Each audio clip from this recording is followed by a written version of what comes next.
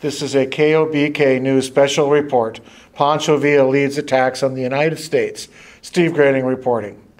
With the war raging in Europe, conflict comes to the United States with Pancho Villa's incursion in New Mexico. Villa has remained a popular figure in the United States since 1912. He even appeared in movies, and his tactics have been studied by the U.S. Army.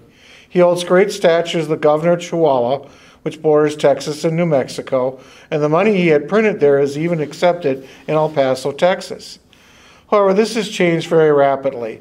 Villa felt betrayed by the U.S. government in 1916 after President Woodrow Wilson refused to allow more arms to be sent to aid Villa and his troops and allowed Mexican federal troops to access U.S. railroads. This was done to aid Venustiano Carranza, who was the first chief of the Constitutional Army, to expedite establishment of a stable Mexican government. Villa is now fighting Carranza for control in northern Mexico.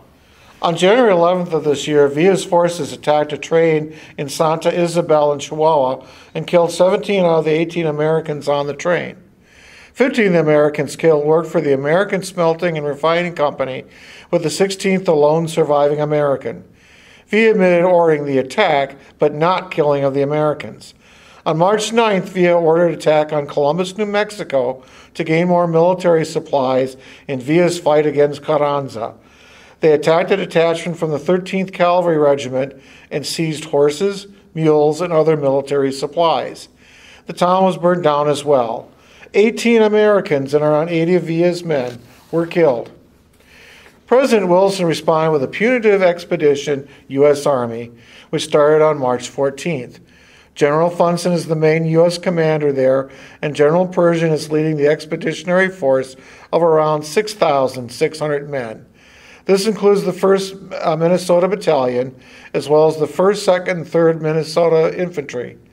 Men from Steele County have also heeded the call to serve, including Minot J. Brown and Franklin Thymer, who are both serving in the Minnesota 2nd Infantry, and Carl Sealer, who is serving in the 3rd Infantry.